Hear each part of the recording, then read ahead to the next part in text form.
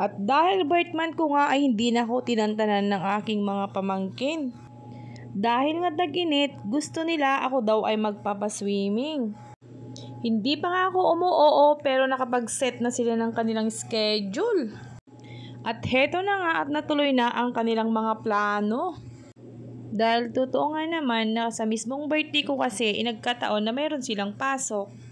Kaya gagawin na daw naming mag-swimming habang wala silang pasok para kumpleto sila at masaya naman ang aking birthday. O diba, pasok naman ang kanilang mga rason kaya heto na, dito na tayo. At samahan nyo kami sa aming munting salo-salo. Simpleng selebrasyon na kasama ang buong pamilya ko.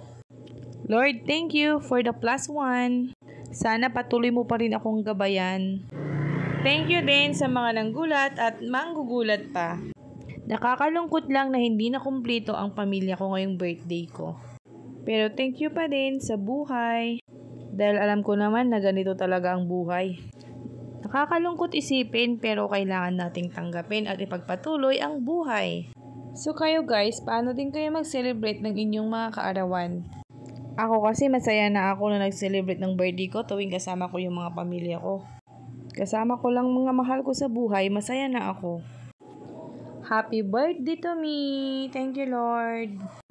Dito nga lang pala kami nag-swimming sa malapit din sa aming bahay. Walking distance lang pero syempre, tamad kami maglakad dahil mainit kaya naman sumakay pa din kami nag-tricycle. Syempre may mga dala kami eh.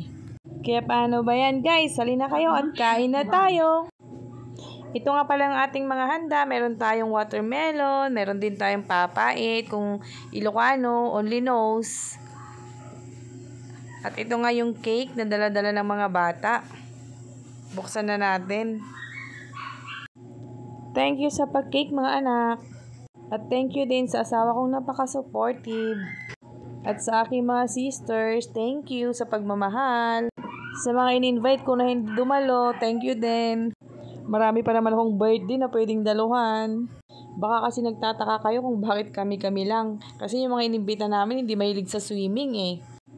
Kaya kami-kami na lang yung nag-celebrate. In fairness, masarap yung cake. Pambawi ng mga pamangkin kong budol. Atak na, kainan na. Ayan, kanya-kanyang kuha na ng pagkain.